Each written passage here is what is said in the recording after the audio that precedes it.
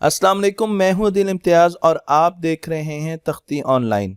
आज मैं आपको अपने बचपन की एक सच्ची कहानी सुनाऊंगा। मैं और मेरा दोस्त काशिफ हमेशा मिलकर खेलते थे। हम बहुत गहरे दोस्त थे, लेकिन काशिफ अक्सर बीमार रहता था। आए दिन उसको नज़ला, जुकाम और कोई ना कोई एलर्जी होकर रहती थी। हम बड़े परेशान रहते थे, लेकिन एक दिन काशिफ अपने वालिदैन के साथ बैठा हुआ था कि एक बुजुर्ग का वहां से गुजर हुआ। उन्होंने जब काशिफ को मुरझाए हुए देखा तो पूछा कि क्या वजह है। उनके वालिदैन ने बताया कि हमारा बच्चा अक्सर बीमार रहता है। बाबा जी ने मेरे सामने काशिफ के वालिदैन को कहा कि अपने बच्चे को 3 महीने रोज मिट्टी में खिलाएं, आपका बच्चा ठीक हो जाएगा। और हुआ भी ऐसे ही। 3 महीने काशिफ मिट्टी में रोज खेलता था और उसके बाद वो बिल्कुल ठीक हो गया। उसका बुखार हमेशा हमेशा के लिए खत्म हो गया। लेकिन मिट्टी में ऐसी क्या चीज़ है, मैं अमूमन ये सोचता था, लेकिन जब काशिफ को देखता था तो मुझे यकीन आ जाता था कि मिट्टी में किसी किस्म की शिफा छुपी हुई है। आज की दुनिया में मॉडर्न स्कूल्स में बच्चों को मिट्टी से खिलाया जाता है, उन्हें प्लांटेशन कराई जाती है, उन्हें क्लास से बाहर ले जाकर रोज मिट्टी से मुख्तलिफ चीज़ें बनाने का कहा जाता है। और इसकी वजह आज की मॉडर्न साइंस है।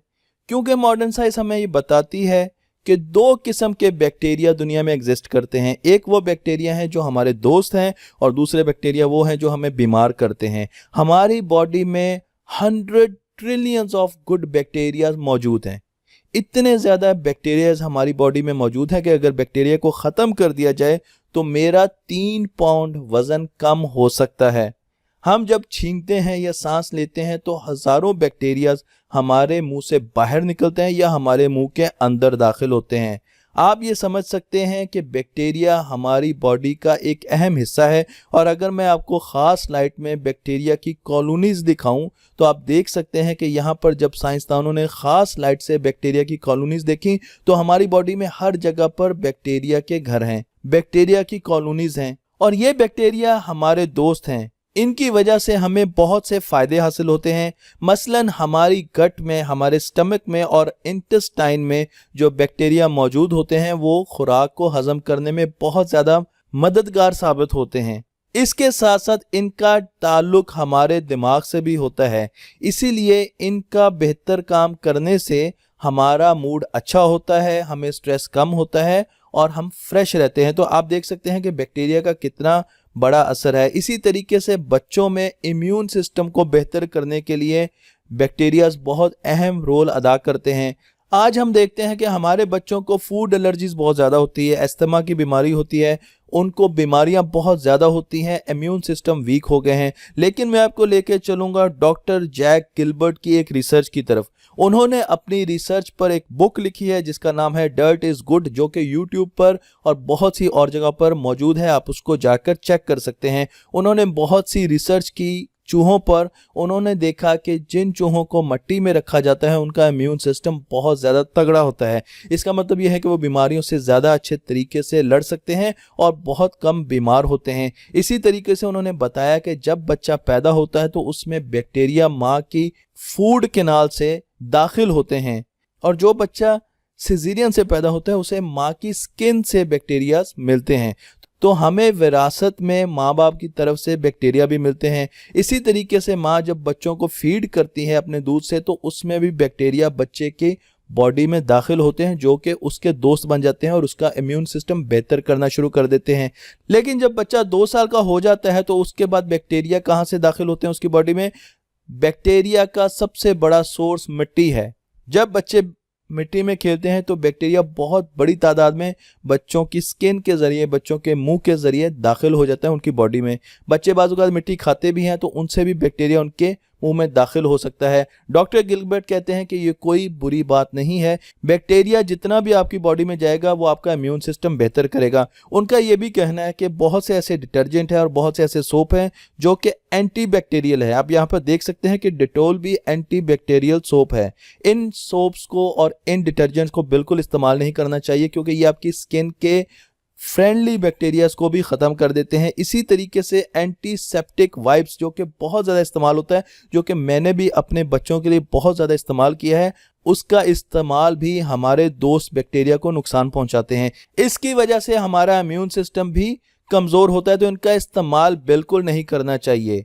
गिलबर्ट का ये भी कहना है कि अगर ज़मीन पर कोई चीज़ गिर जाए तो उसे साफ करके खा लेना चाहिए, क्योंकि उस पर बैक्टीरिया फ़ौरन आ जाते हैं, लेकिन ये बैक्टीरिया हमें नुकसान नहीं पहुंचाते। और इसी तरीके से बच्चों से स्कूल में प्लांटेशन ज़रूर करवानी चाहिए, उनको मिट्टी में बार बार भेजना चाहिए ताकि बैक्टीरिया के साथ उनका रिलेशनशिप बन सके और हमारी बॉडी और ज़्यादा ताकतवर हो सके। डॉक्टर गिलबर्ट का ये कहना है कि वो माशरे जो बहुत ज़्यादा सफाई पसंद होते हैं, जो मिट्टी से दूर हो जाते हैं, उनमें बच्चों में बीमारियां बहुत ज़्यादा आनी शुरू हो जाती हैं। इसलिए उन्होंने कहा कि अमेरिका में आहिस्ता आहिस्ता स्किन और फूड एलर्जीज बहुत ज़्यादा बढ़ती जा रही हैं, जबकि उनकी रिसर्च का ये कहना है कि वो माशरे जो मिट्टी के बहुत करीब होते हैं उनमें फूड एलर्जीज बहुत कम होती हैं। अब हम बात कर लेते हैं उन बैक्टीरियाज की जो कि इन्फेक्शन कॉज करते हैं, जो कि हमें बीमार करते हैं, और उनके लिए हम एंटीबायोटिक्स का इस्तेमाल करते हैं। इंसान ने एंटीबायोटिक्स बनाई और हम दुश्मन बैक्टीरिया को मारने के लिए एंटीबायोटिक्स का इस्तेमाल करते हैं। जब हम एंटीबायोटिक खाते हैं तो तमाम बैक्टीरिया मर जाते हैं, लेकिन अगर कोई बैक्टीरिया बच जाए तो वो एक इम्यून सिस्टम या एंटीबायोटिक्स का तोड़ निकाल लेता है और 20 मिनट के बाद वो रिप्रोड्यूस करता है। तो अब जो उसके ऑफस्प्रिंग आते हैं, बच्चे आते हैं, वो भी एंटीबायोटिक्स का तोड़ निकाल चुके होते हैं, इसलिए एंटीबायोटिक्स उन पर काम नहीं करती। तो हम एंटीबायोटिक्स बनाते जा रहे हैं और बैक्टीरिया उसका तोड़ निकालता जा रहा है। अब वो वक्त आ गया है कि जब 10 साल की रिसर्च के बाद हम एंटीबायोटिक बनाते हैं तो बैक्टीरिया 1-2 सालों में उसका तोड़ निकाल देता है। इस वजह से दुनिया के साइंसदान बहुत ज़्यादा परेशान है कि फ्यूचर की एंटीबायोटिक्स कहाँ से आएंगी, क्योंकि बहुत जल्द वो टाइम आने वाला है जिस पर मैं एक वीडियो बना चुका हूँ, जब नज़ले से बहुत ज़्यादा अमवात होंगी। करोड़ों लोग सिर्फ नज़ले से ही मर जाएंगे। और इसके लिए मैं आपको एक स्टडी दिखाता हूं जो नेचर के जर्नल में पब्लिश हुई, और यहां पर मैंने आपको उसका रेफरेंस दिया है। 2018 12 फरवरी 2018 की ये स्टडी है, जिसमें 2000 सैंपल्स लिए गए मिट्टी के मुख्तलिफ जगह से, और उसके ज़रिए एंटीबायोटिक्स बनाई जा रही हैं, क्योंकि बैक्टीरिया मिट्टी में होते हैं और वो बैक्टीरिया हमारे दोस्त बैक्टीरिया होते हैं। तो उनको लेकर उनको ताकतवर किया जा रहा है और उसके ज़रिए हम अपने दुश्मन बैक्टीरिया से जान छुड़ाना चाहते हैं। तो आने वाली एंटीबायोटिक्स मिट्टी से बनाई जा रही हैं, और इस एंटीबायोटिक का नाम है मेलासिडिन। मेलासिडिन से आपको ये अंदाज़ा हो जाना चाहिए कि हम आइंदा आने वाली दवाइयों में मिट्टी को ही खा रहे होंगे। इसलिए आज अगर हमारे बच्चे मिट्टी में खेलते हैं या मिट्टी खाते हैं, उनके पेट में कीड़े तो पड़ सकते हैं, लेकिन वो कोई बहुत बड़ी बात नहीं है, आम सी दवाइयों से उनका खात्मा किया जा सकता है। लेकिन जो उनका इम्यून सिस्टम ताकतवर हो रहा है वो एक बहुत बड़ी बात है, और मुस्तकबिल में उनको बहुत कम बीमारियां होंगी। इसीलिए आज के जो बड़े मॉडर्न स्कूल हैं वो बच्चों को प्लांटेशन करवाते हैं, वो उनको मिट्टी में खिलाते हैं, मिट्टी से बच्चों की दोस्ती करवाते हैं।